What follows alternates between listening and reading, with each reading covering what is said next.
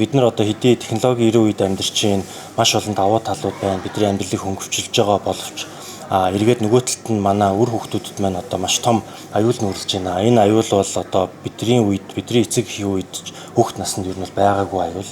Одоо ингээд та бүхэн харах юм бол айл болгонд л нэг одоо бяцхан жаал, альва нэг таблет ч юм уу, утас ч юм уу ингээд нэг хоол идэхдээ YouTube үздэг ч юм уу те ингээд нэг юм аль хэдийн нэг юм донтолтын хэлбэрлүү ерөнхийдөө ингээд нэг орчихсон. За тэдгээр энэ төр гар утас таблетийн нэг хүн өдөр ингээд одоо 24 цагаар хурааж авахд ямархуу үйлдэлүүд нөгөө хүүхдүүд маань гаргаж чинь те. За тэгээ нөгөө талд нь бидний шийдэл нь ер нь бол юу вэ гэхээр энэ нэг хүн болго 24 цагтай. За тэгээ унтаад идээд сургуультай яваад цэцэрлэгтээ яваад замдаа төгжрээ тэгээд биднэрт нэг тодорхой хэмжээний цаг үлдээд байгаа. За тэгээ тэр нэг хүүхдүүдийг буруу дадал зуршил сурж байгаа тэр үйлдэл гаргаж байгаа тэр цаг завыг нь өөр юм руу одоо анхаарлыг нь хандуулъя. Тэр нь одоо юу гэж болох юм бэ гэхээр за мэдээж эрэгтэй хүүхдүүдтэй за ер нь бүхий л айлд бол спортын арга хэмжээнүүд байж болно. За урлагийн мэдрэмж авах, секс дугуулгууд байж болно те.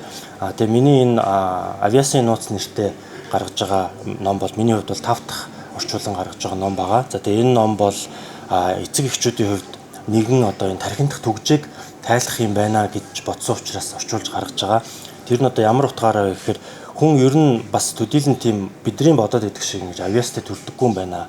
Энийг бол ерөөсөө л эцэг эхийн оролцоотойгоор дадал зуршлаар бэлтгэх сургалт хийж тэр хүн одоо тэр авиасанд хүрэн гарч ирдэг юм байна гэдгийг одоо шинжлэх ухаанч байдлаар тайлбарласан юм ном байгаа. Тэгэхээр ерөнхийдөө эцэг эхчүүд хүүхдүүдээ ингээд аль нэг гэр бүлийг дуурайгаад ч юм уу эсвэл аль нэг спортын тэмцээн уралдаан үзчихээд шууд ингээд зүгээр спортын клуб даваачаад өхөөсөө илүүтэйгээр энэ нэг төрлийн ихтгэл үнэмшил авчаад манад байгаа энэ хүүхэд маань ер нь ямар ч спортоор яаж ч ингэж хичээлсэн амжилт гаргах нь ойлгомжтой юм биш үү? Яагаад тэгэхээр шинжлэх ухаанч талаас түүний тархинд ийм процесс явж байгаа юм биш үү гэдгийг одоо харуулах талын юм ном байгаа. Тэгээ ер нь бол одоо эцэг эхчүүдээ нэг зөв тийш нь уриалж Монгол улсын маань гэр бүл болгон нэг юм гэр бүлийн зорилготой байгаасай гэдэг үднээс одоо өнөөдрийн арга хэмжээ зохион байгуулж байгаа. Тэгээд энэ номоос орчуулан гаргаж байгаа.